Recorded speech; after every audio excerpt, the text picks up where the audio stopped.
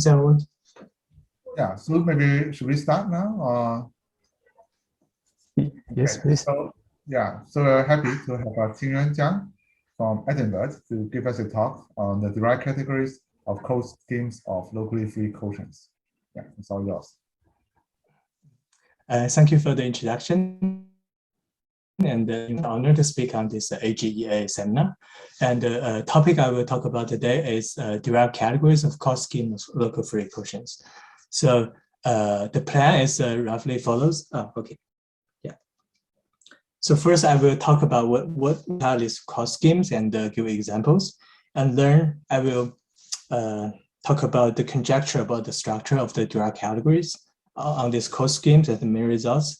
And then I will talk about the proof in the local case and especially the key lemma. And then if time allows, I will talk how to pass it through local to global case. Okay, so I have written something already, but I know I'll fill out the rest of that because like my writing speed is always slower than I thought. So, but you can please stop me anytime if you have any question. Okay, so let me start the first part. What do I mean by a code scheme? Is this notion is introduced by Grothendieck. So if X is a scheme and G is a quasi-coherent OX module and Z is a non-negative integer, so the code scheme is first defined as a functor. So for every t, every x point t, so it's a morphism from t to x, then the t point of this code scheme will be the set of all quotients. So it will be phi star g to q, and here q is a locally free of rank equal to d. So, and for example, if we look at a point, so from a field spec K, so this is a field, and let's say it has underlying point X, and learn this the point, the K point of this G will be just so first we take the fiber and then tensor with. And this will be a vector space. Then we take the dual vector space and then take the Grassmannian. So this means that the fiber of this quad dx is just usual Grassmannians. Okay. So the way to think about this code scheme is that we can think it as a family of Grassmannian varieties. It's dimension jumping. So basically, something like, so it will be a Grassmannian D something, dr, and Grassmannian D r plus 1 over certain loci. Okay, and go on. Okay. So let me give you a few immediate examples. So the first example will be projectivization. So if we take d equal to 1 in this definition, what we get will be the famous projectivization, which by definition will be the relative product of the symmetric algebra of G. Okay, and the second example will be the blow-ups of local complete intersection centers. For simplicity, let's assume that there's a vector bundle E of rank R, and which has a regular section S, and then Z will be the zero locus of S. There will be a local complete intersection subscheme of codimension equal to R. And then in this case, the blow up will be quotes x r minus 1 of this G. What is G? And G will be the co-kernel of X. Okay, so it contains blowups of local complete intersection centers as special cases. And there's a generalization of this. So the blowup of determinantal subschemes also fits into this picture. So what do I mean by determinantal schemes? It's if we have a map between two vector bundles, so E and F are vector bundle, and let's say F has a rank M, E has a rank M plus delta, so delta is greater or equal than 0. And learn this the zero scheme of the determinant of this sigma, or the top okay, sorry, I should say the top minus of M of sigma will be a determinantal subscheme. And in this case, the blowup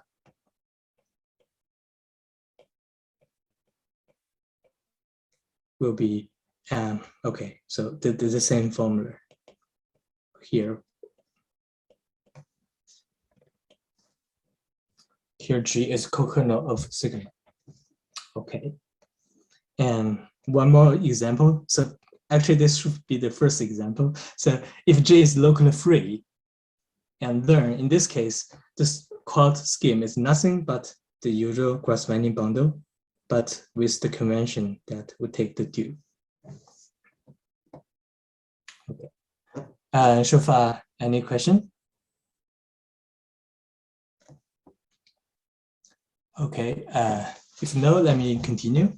That this question is especially interesting if G has homological dimension smaller equal to smaller than or equal to 1. So this means that i.e.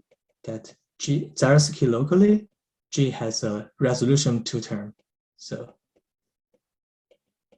has a 2-term resolution. W mu are vector bundles. So in this case, it's because there's another sheaf which is the extension 1OX GOX. Q of X. So this sheaf in a way play the role of the due of G. In the due of G will be 0, and there is no extension group. I think saying my internet connection is not good. Okay, stop me if the internet is unstable.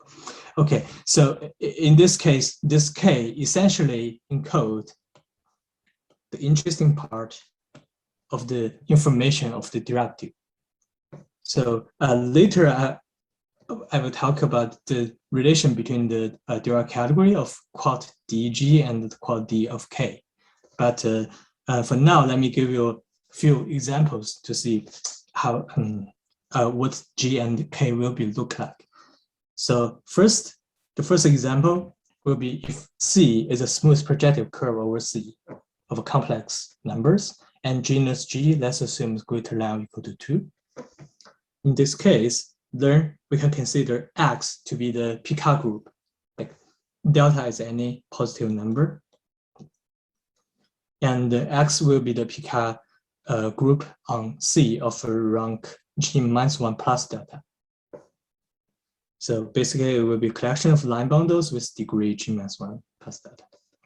Okay, and in this case, there's a natural sheaf. So G, we define it to be the sheafification of this kind of family of vector space. So over every point, a point of X will be a line bundle on C, and then this will be associated vector space. And in a way, there's a way to globally define it as a coherent sheaf, which with the dimension jumping. And then it's a due, this extension 1 will be by Riemann-Roch essentially will be H1CL. So in this case, this G will have homological dimension smaller than or equal to 1.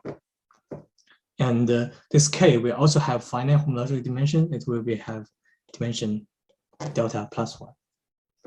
Okay, so this fits into our picture. And in this case, let me tell you what are these schemes. So this PG essentially will be a section of this parameterize a section of S0CL. So essentially parameterize the effective divisors.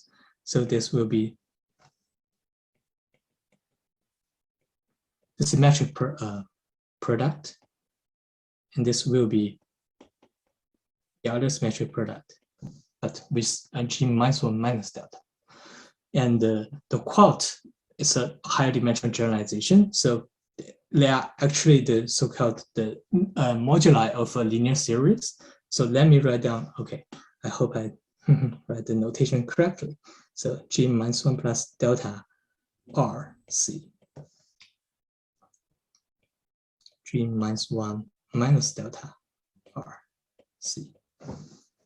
Okay, so so here this GDR by definition is the small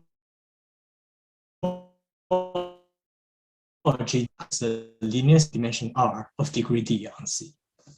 Okay, so I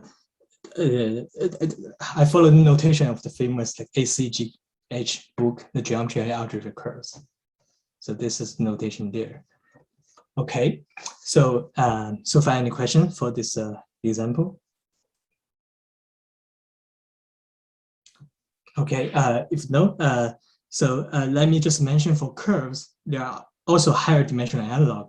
We can take X to be, for example, moduli of rank 2 vector bundles on C with determinant a fixed line bundle, for example, and there will be analog pictures here. Okay, so this is an example of deriving from curves, and another rich source of example arise in the example of surfaces. But let me be slightly more general. So let me take D to be a K3 category. So it essentially means that it's Calabi-L2 category, which has the homology looks like the K3 surface.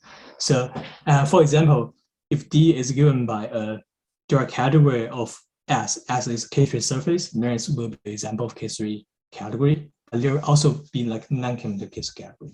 And here, okay, this is a sigma will be a on this D in the sense of Bridgeland, and AB will be parameters in the K group, numerical K group.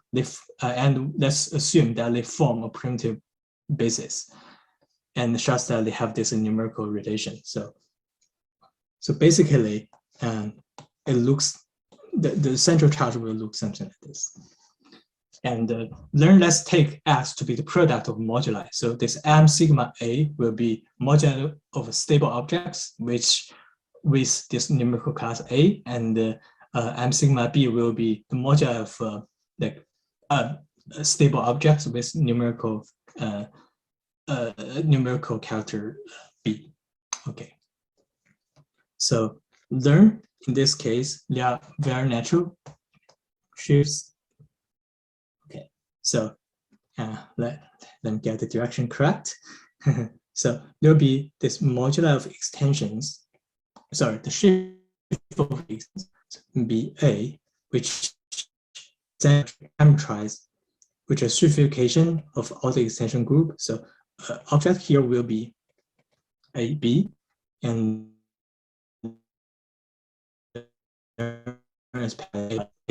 okay. Yeah, this one. Wait. B. Okay, yeah. So yeah, I think the direction is correct. And here will be the dual version, A, B.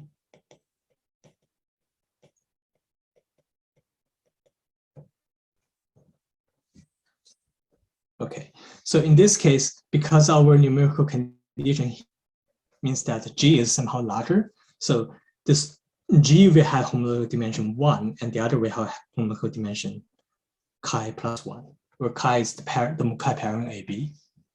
And then this quad D, for example, will be modular of extensions. So will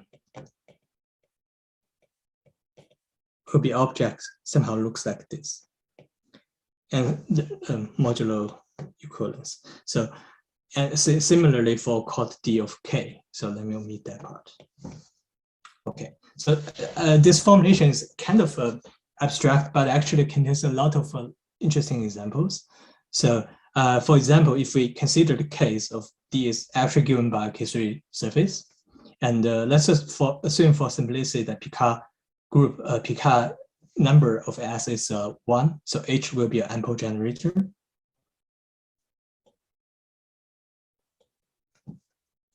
Then in this case, so for example, if we take A to be the class of the structure sheaf, which essentially have Mukai vector 1, 0, 1, and we actually I should write B here. So B will be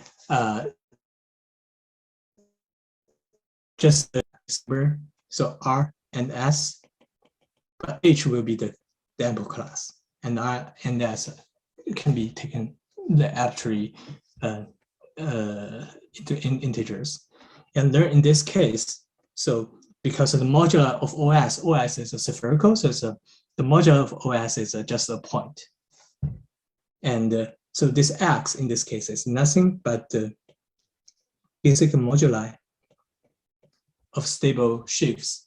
Okay, we can also take the split condition to be like the sigma stability is the same as Giesecke stability here. So then it will be the Giesecke modular space of sheaves of the Mukai vector RHS. Then in this case, G will be whether sheafification of the, for example, HE, if E is element here. Let me think a little bit. So whether this one or this one, which actually depending on the numerical information. Yeah, but it would be either one of these two. And so in this case, essentially, this G will parameterize sections of Ewing co-sections and extensions of O and this modular E. And this is closely related to the classical Bruner theory. Okay, and let me give another example. So another type of example, we can take A to be the class of a point, which has a Mukai vector 001 and A. Okay, sure. B here. B will be the ideal sheaf of n points, so it has Mukai vector of 1, 0, 1 minus n. In this case, then this X will be the S itself times the Hilbert NS. So Hilbert N is the Hilbert scheme of endpoints.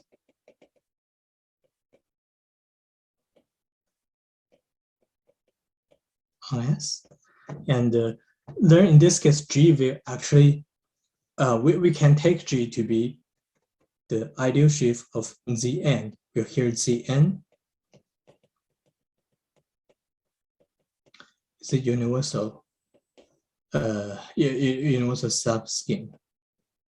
So it has relative dimension 0 and then less n over this Hilbert Hilbert n. Okay, so it will has the homological dimension of G will be smaller equal to 1. Actually, it's equal to 1. Yo, sorry. Ooh. Okay. So for any question? Okay. If no, let me continue. So actually, there are also examples in even higher dimension if we take D to be like a Cabial 3 category. And let me not talk about that today. And I hope so far this example give a feeling what this cross schema and what this homological dimension 1 condition is, like in concrete situations. And they are kind of interesting enough to include a lot of interesting phenomena. And so now let me tell you about the conjecture about the structure of the Dirac category. So the code formula is this. In the citing above, so if X is a scheme, G is a quasi-coherent sheaf on X of homological dimension smaller than or equal to 1. And let's assume the rank G is delta. So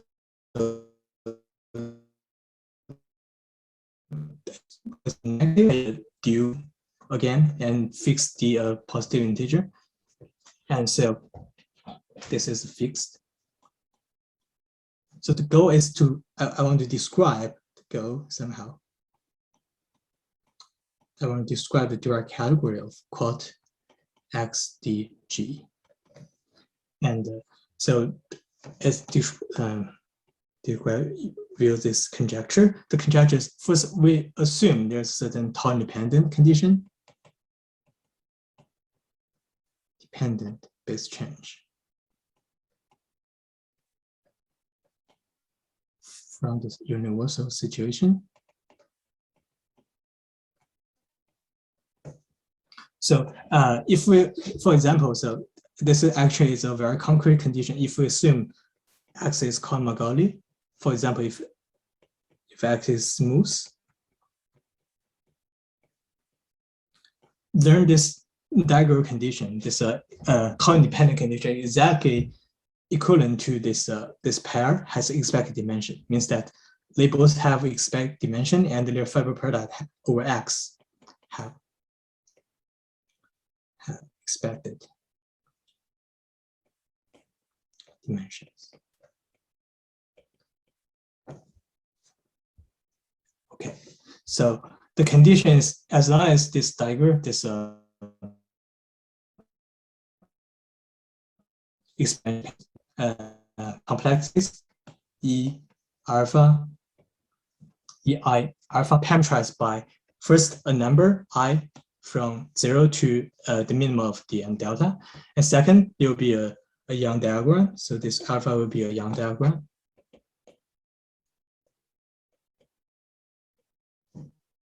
Just that this corresponding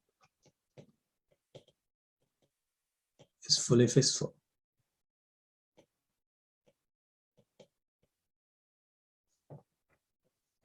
And the Jiang diagram will look something like this. So we'll be inscribed inside the box of size I times delta minus I. So it looks something like this. Okay, and all this fully fixable embedding will give rise to a semi-cell decomposition. Useful.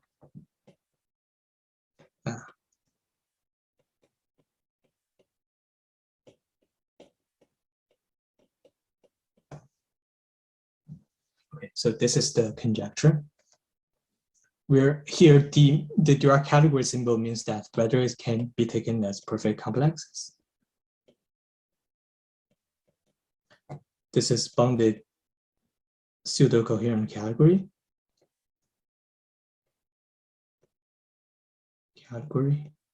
And this unbounded quasi-coherent category. Okay, this D could stand for any one of the following three. Okay, so this is the conjecture. Okay, so let me make a few remarks about how about this conjecture. So first, so there's a similar conjecture holds for Western ring of varieties, and also for the integral Chou groups.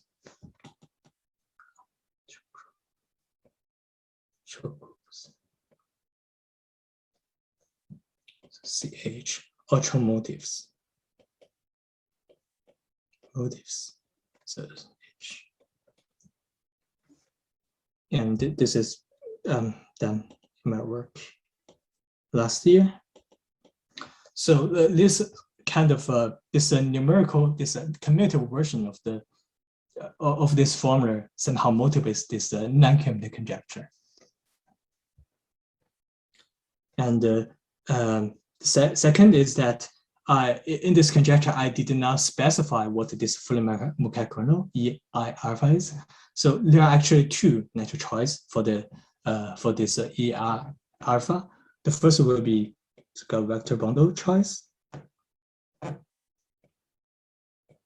Means that just there are vector bundles. And second, I referred as universal choices. So they will be like will be somehow a little bit complicated.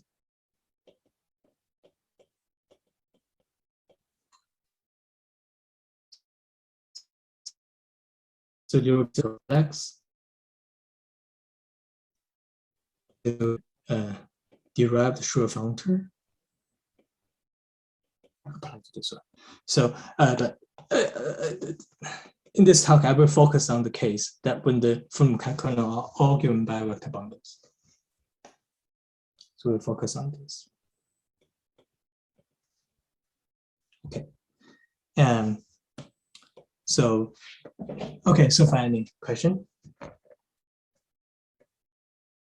Okay, if no, so somehow this interesting, this quad formula, what I call formula, turns out to be a unified framework for a lot of known formulas in Dirac categories.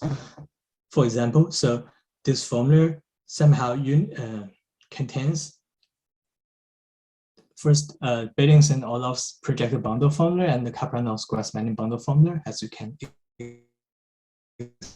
expect, contains blow-up formula because quad scheme blow-up can be realized as a quad scheme, and also Orloff's formula for Cayley streak, and also the projectivization formula of me and Kona and me, and also this Dimitri Purakov's formula for generalized Cayley streaks, and also Grassmann flips, and also bundle Orloff's formula for standard flips.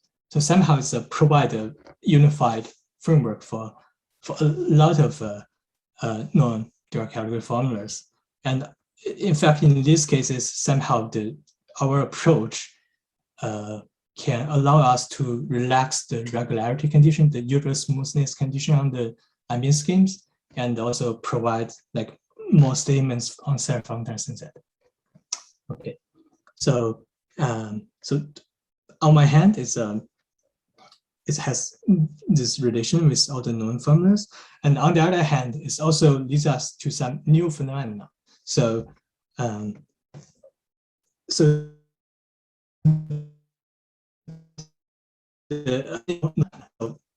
essentially here the classical formula is essentially like only two schemes of the form called XDK appears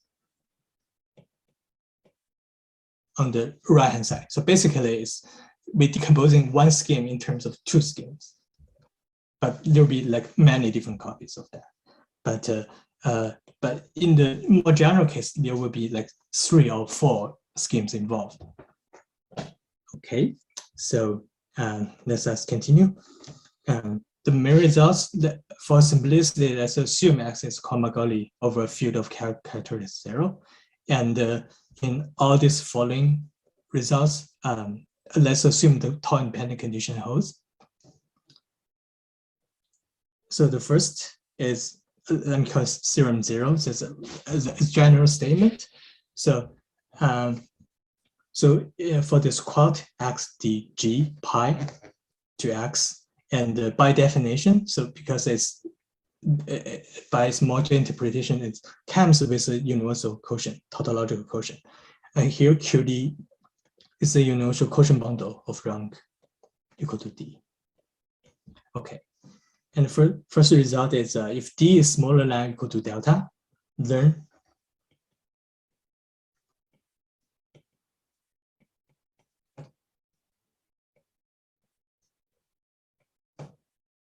alpha belong to B.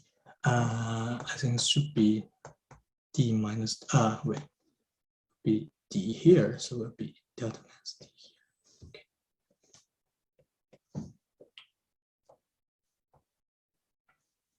Okay, so this is a relative exceptional sequence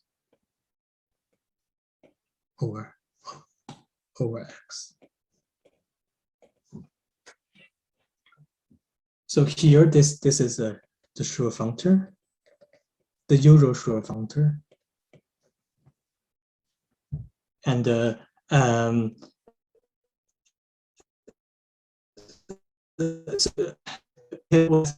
if D is smaller than or equal to delta, then this will be a generic Grassmannian D delta bundle. So by Kapradov theorem, that there should be for the Grassmannian bundle, there should be a relative exceptional sequence of this length, and so the first statement tells this part is true, and it is taken care of the Grassmannian bundle, like generic Grassmannian bundle behavior. Okay, and the second is that if D is greater than or equal to delta, then there's this derived embedding D minus delta. Okay. Okay. Let me write D.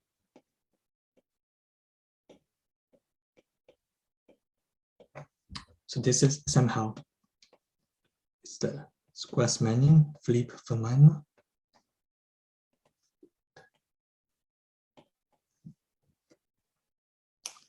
Okay, and the second general statement is that if quad D K is non-empty, then there's also embedding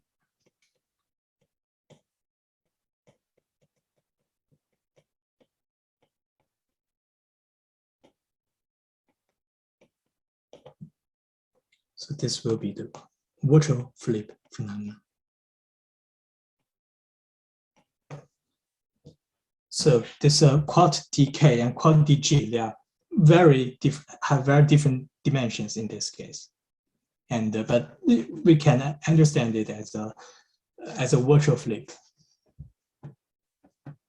Okay, so these are the general statements about quad schemes. So far, any question? Okay. If no, let's continue. So before going to the first theorem, let's recall the projectivization formula. So I have one question. So what's the functor of the embedding? Oh yeah, given by fiber product. Okay. So will be the structure shift for the fiber product. Okay. Thanks for the question. Okay, so projectivity.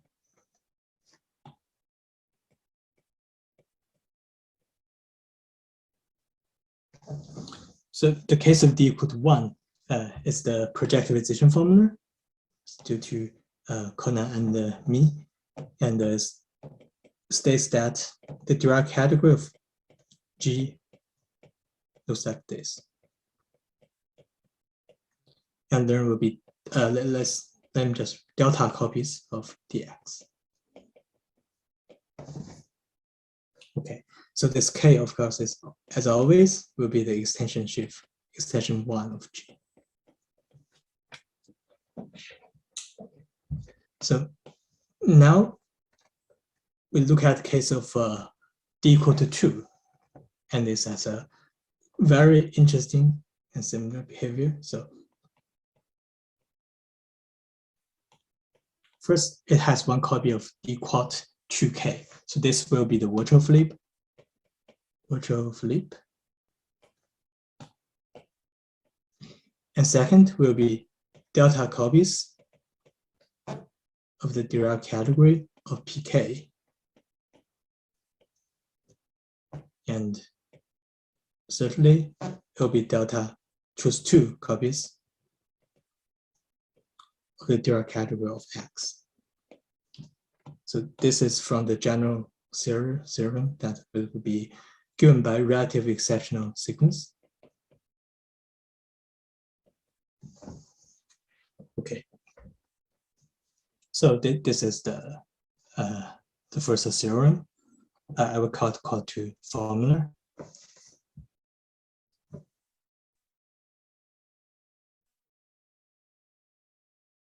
Okay, so how to understand this theorem? From Kapranov's theorem, so if we assume G is locally free, then this quant 2G will just be a Grassmann bundle, and then Kapranov's theorem implies that there will be this whole category will be generated by relative exceptional collection of length delta choose 2. Okay, so which means that if G is locally free, then there will be the first two part is 0, and there will only be the last component. And therefore, we can understood this theorem as extend the Kapranov's theorem over the non-locally free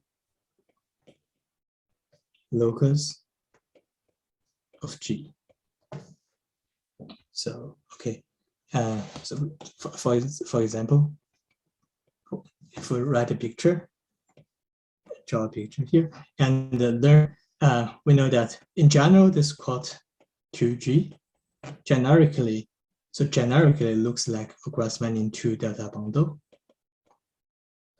and this contribution is given by here, this delta choose 2 copy of dx, and then over certain loci, the rank will the dimension will jump, and then so this quant this PK is supported exactly over this loci, over the degenerate loci, and this quant 2K is supported over the further degenerate loci.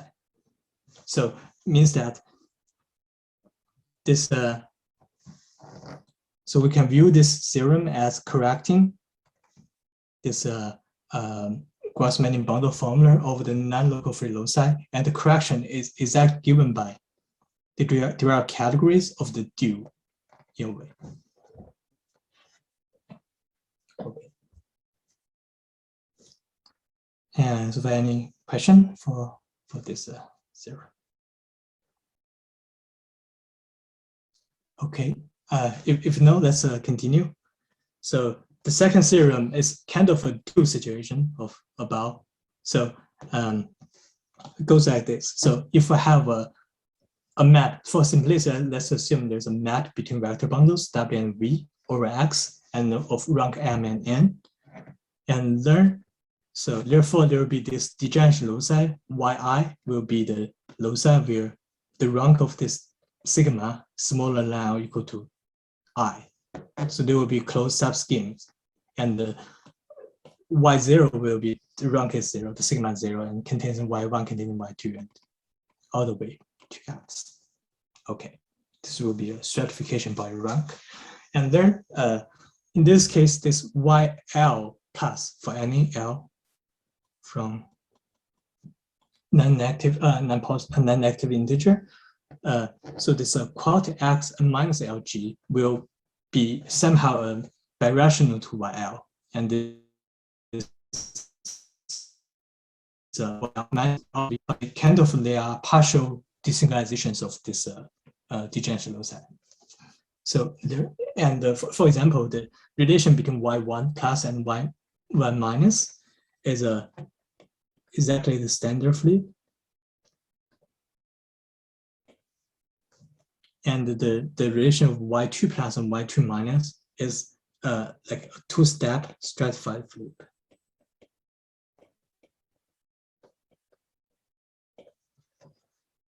Okay, so then the theorem is this.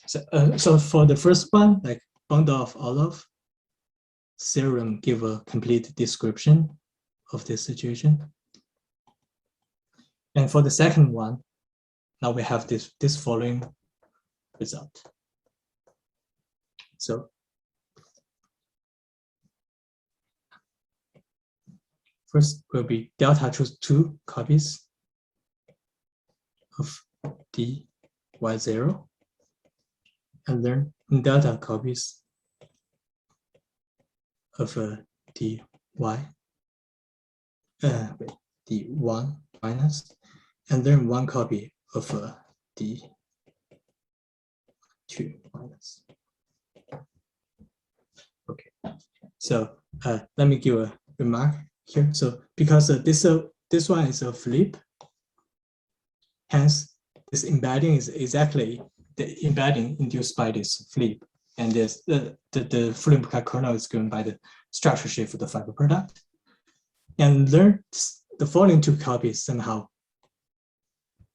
will be give the complete description of the orthogonal of this flipping embedding. And it's kind of interesting the way that it also involved the one-step flip, like the standard flips. The right is from the standard flips.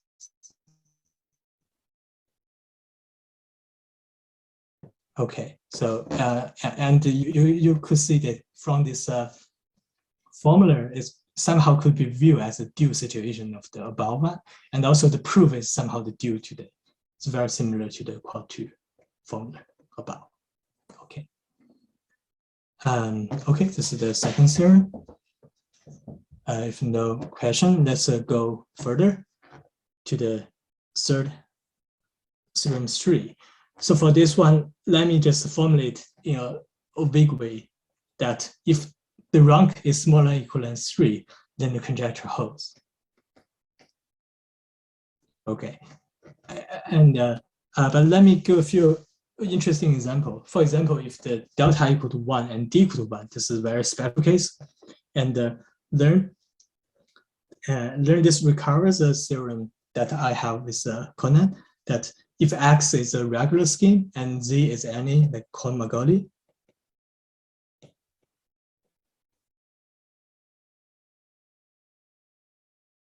subscheme of codimension 2, and satisfy very like certain expected dimension condition, then there's there's a semi-auxiliary decomposition of this form. Let me write this way. Here, the Z theta is a projectivization of the, this is the dualizing sheaf of Z. So because we know it's Cohn-Margolli, so it's actually a sheaf. And actually it played the role of K like before. So in this case, okay, yeah. And it will be a partial desynchronization of the Cohn-Margolli subscheme Z.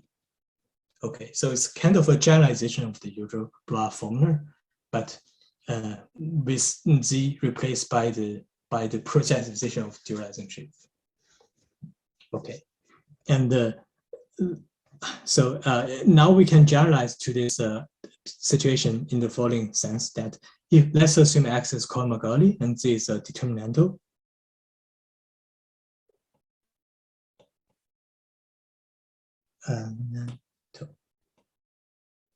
of codimension 4, actually, like any number smaller than or equal to 4 is okay. But let me just give you the example for 4 to see what it looks like. Determinantal just means that, okay, so.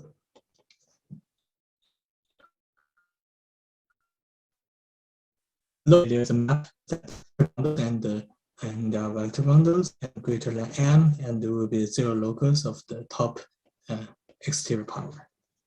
So Z is given locally given by in this form. So in this case, and learn this Z will always has a stratification, which is by the number of generators it needs over a point. So then we have a stratification Z. So basically, X will be Z0, Z will be Z1, and will be Z2, Z3, and all the way goes down. And learn this quant IK will be this the partial desynchronization of this CI. Okay, and then the formula is so the blow up of okay, just this color. We'll have so this codimension 4 situation. So we will expect it will be 3 copies of somehow the first loci, but replaced by resolution. But this is not all. It actually goes all the way down in this form. Okay. So let me draw a picture. So X is the scheme, and Z will be the determinant subscheme of codimension 4. And then I have this Z2 and Z3. So then we can observe that if we over this loci, over X, if we let U to be X minus this Z2, then this Z of U will be local complete intersection. So therefore, the theorem, if we base change the theorem to U, then it's actually just exactly blow up of BLZU is a 1 copy of U and 3 copy of DZ. Okay, this the last 2 terms will be 0. And so therefore, this actually in the open part is along local complete intersection. Okay, so in this case, so we can regard above formula star as a correcting all of blow formula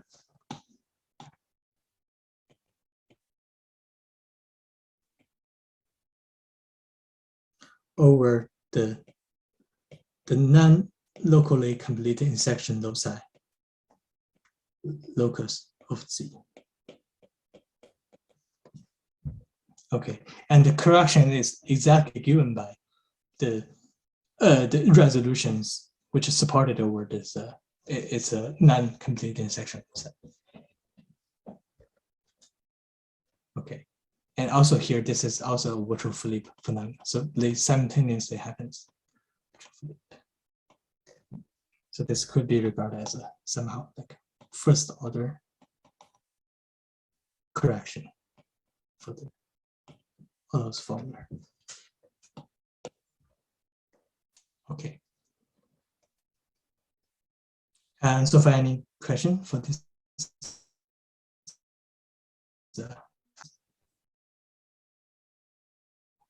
Okay.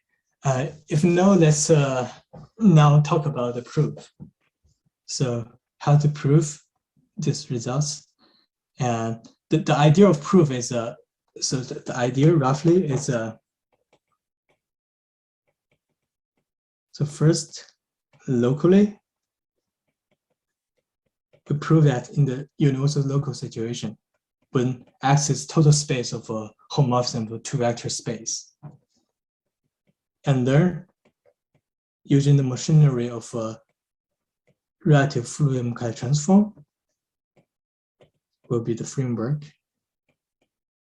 of relative FM, which especially the 2 part, the base change part, plus FPPF descent part.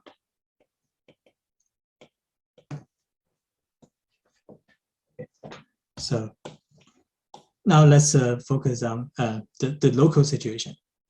So the local picture, as mentioned, X will be just the total space of home between two vector space. And we fix which will be the quad D plus and quad D minus of this G and K. And the G and K in this case is simply given by the cokernel of tau and cokernel of tau du. So for simplicity, let me just call the left hand side Z plus and the right hand side Z minus. And the fiber part is Z hat. So therefore, we have this correspondence diagram. So X parameterizes automorphism from W to V, and then Z plus somehow parameterizes the automorphism from W to V, which factorizes through a rank D plus, rank L plus L subbundle, and the Z minus will be a rank the maps W to V factorized from a rank L minus, which is M minus D minus quotient bundle, and learn this fiber product nothing but all the maps which factorize through the first quotient and the second inclusion. So this actually will be actually. Okay, so this will be the local correspondence diagram, and learn this key lemma is the following. Okay, so let me expand a little bit more. So here in the there are perfect proper morphisms and with invertible dualizing complexes. So in a way, they are easy to compute. Their derived functors, and on the other hand, so in the local situation, because Z plus and Z minus can be realized as vector bundles over certain Grassmann, so we can actually write down the generators for these things. So we can write down the generator for the Dirac categories.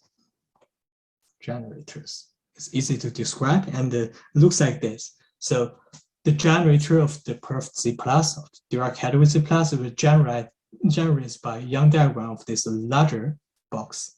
L plus times D plus, and this perf Z minus will be generated by like vector bundles parameterized by Young diagrams of the size of the smaller size D minus and L minus. Okay, so in this case, somehow you can imagine that it seems that the generator of the smaller one can be in a way embedded in the generator of the bigger one, and somehow this actually is true. So the key lemma is the following. So as long as this L plus is greater than or equal to L minus, which just means that the support of Z plus contains support of Z minus. So in a way, we can regard Z plus as the larger one and Z minus as the smaller one. So this is the only condition here. And then this functor, all the functors are derived. I omit the derived notation. The map from the large one to the smaller one will looks like this. So it will send a generator, adder to a generator, all to 0. Okay, it's very neat and simple. And the map from the small one to the larger one is the key part. And so the key lemma is this: it has a resolution by vector bundles, and such that each term is given by very explicitly given by generators of the larger one. So this is the precise formula, but you know that the key information here is that you can express, you can have an actual complex which has terms just given by the generator of the larger one. Okay. So let me give you an example. So and in the very special example, if we assume D plus is 0, and this alpha, this Young diagram is trivial, 0, then this corresponding diagram is just the inclusion of the degeneration loci of like rank L minus. So it's just a very, very classical situation. The inclusion of the degenerations. And then our complex is just give rise a resolution of O. and with the bivector bundles, and which vector bundle looks like this one. So it's a very explicitly given, and the pattern of each of the term looks like this. So this runs through all the gamma, where gamma is parameter, and runs through all the xy, which xy is non-negative, and shows that. So you see that this part is the same as this part, and but these two parts swapped and take transpose. So here, and here, times here. And then you could realize that this is exactly Lascaux resolution. So this means that our complex is a far-reaching generalization of Lascaux complex, which contains his complex in the very very special case. But the good news is that in general, it is a little bit more complicated because in general, it will be this alpha will be involved. In general, will be another Jiang diagram enter the picture, but somehow there's only makes that. So in general, the diagram theta will be depend on alpha, but it's kind of a version of this, but twisted by alpha. And tau is the same, and here it will be still like twisted by alpha. Yeah, but it still share very similar and slightly complicated but nice patterns of commutables. And then this lemma allows us to prove easily the main results that we have. So, for example, if we want to show the fully faithful embedding statement, then it's very simple in the case that essentially follow from the first A part that the smaller one somehow just you can put it into the larger one. So that one's easier. And the generation part actually depends on the pattern of this, the second statement here. So it goes like something like this. So we wanted to somehow generate this larger category by elements coming from all these smaller categories. So we want to generate a larger one by all the things coming from a smaller one. But this smaller one can vary, like they varies in this way. And how to show that they actually generate the whole thing, that because each element has a resolution of this form.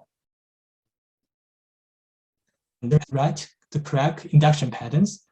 Then for each term, for each step, we will have a resolution of this form, but with the higher term already in the image of a previous one, as long as you find the correct induction pattern. And then it will show that this new one also belongs to the image. And learn that by induction, this shows the generation statement. So somehow this is the idea of the proof. Okay, so this ends the proof in the local situation. So for any question? Okay, if no, let me just mention in the general case. So the key from local to global is to use the relative affluent theory, which actually holds in a very great generality that holds for any quasi-combined quasi-separate schemes and for quasi-perfect maps. And somehow the key idea underlying this is that, so if we modify this home space by the so-called coherator defined by Thomason, Turata, and Ulizzi, and then this whole thing, it will naturally be this X will naturally be a symmetric, closed symmetric monoidal category, which enriched over the DQC of S. And in this way, in this setting, we will have a better version of grand-stick duality, which allows us to do all the results that we want in this setting. Okay, so So that's a roughly speaking how to pass from local to global. And okay, so that's all for my talk. Thank you for attending.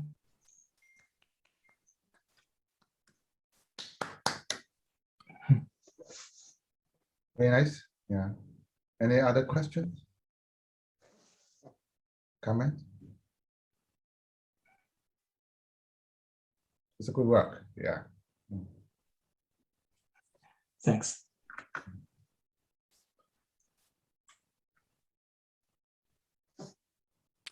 So I have one question. So how about how to describe your theorem in terms of child groups? So you say for child groups, so you can prove this. Yes. Yeah, that's a good question. Probably let me find a place here to write. So the version for the theorem for child group looks like this. So it will be a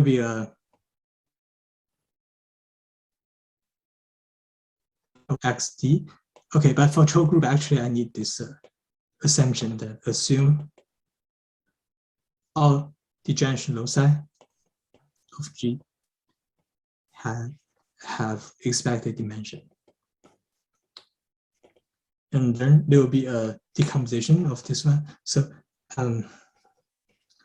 it roughly looks like delta I copies of the Chow group of quad XD minus I. But this is actually more precise. This is a graded isomorphism. So okay, let me try to get the grading right. So I from 0 to minimal of d delta, and then it's by a Jiang diagram of this form minus I, and then will be minus okay, wait, minus if I remember correctly, should be the grading convention should be this. So okay, so okay.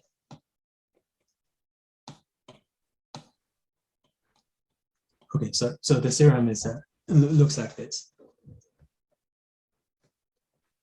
Okay, so this is isomorphism of vector spaces. Yeah, it's actually graded isomorphism of Z modules. So you're also taking care of the torsion part. So for intersections, there's no way. For intersections, I mean, for the ring structure, yeah, there's no way to. Oh yeah. That's a very, very good question. That for ring structure is so far I only like describe it as a module, like not the ring structure. For example, so in the Chow theory here, for the projectization, then it will look something like this. So it will be pk, but actually will be minus delta plus 6 star minus 1 x plus